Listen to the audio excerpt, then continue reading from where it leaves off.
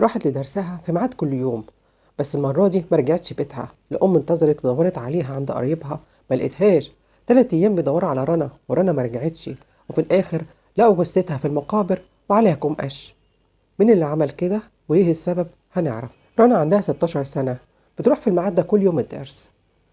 في طريق رجوعها كل يوم بتعدي قدام بيت اللي فيه المدرسة بتاعتها في المدرسة، ويوم الجريمة لقيت أحمد ابن المدرسة بينده عليها بيقول لها ماما عايزاكي فوق.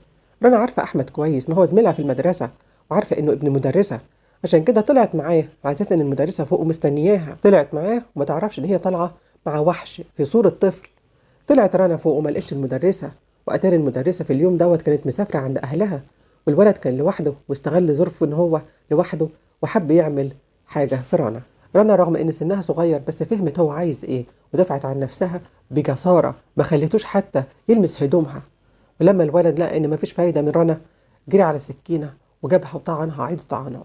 واستنى أحمد ميعاد قطع النور اللي بيقطع في القرية في ميعاد معين كل يوم، وشال البنت وحطها في المقابر وحط عليها قش. أهل رنا بلغوا الشرطة بعد ما دوروا ما لقاهاش. الشرطة بحثت في الكاميرات بس ما ظهرش حاجة، وطلعت إشاعة في القرية إن في عصابة بتخطف البنات، بس رنا الحمد لله ما عملولهاش حاجة لأن البنت كانت بهدومها، والطب الشرعي قال إن البنت ما فيهاش أي حاجة.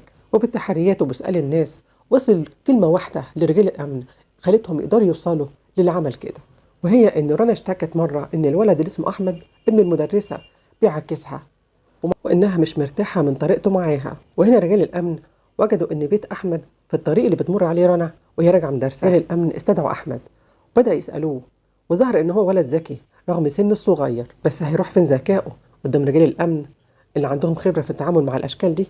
وفي الآخر اعترف أحمد بإن هو كان حاطط عينه على رنا من مدة، وإن حاول معاها بس هي كانت بتصده. فالباشا حس بالإهانة وحب ينتقم لنفسه من رنا، وتحول أحمد للجنايات واتحبس عشان سنه الصغير ما بيتعداش حبسه أكتر من 15 سنة رغم إن هي جريمة قتل.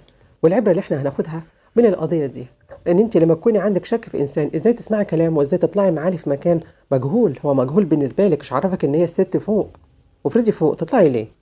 وقبل ما اقول سلام افكرك بالاشتراك في القناة وعمل لايك للفيديو عشان غيرك يستفيد ويتعظ ومحدش يقع في الوقع في رنا.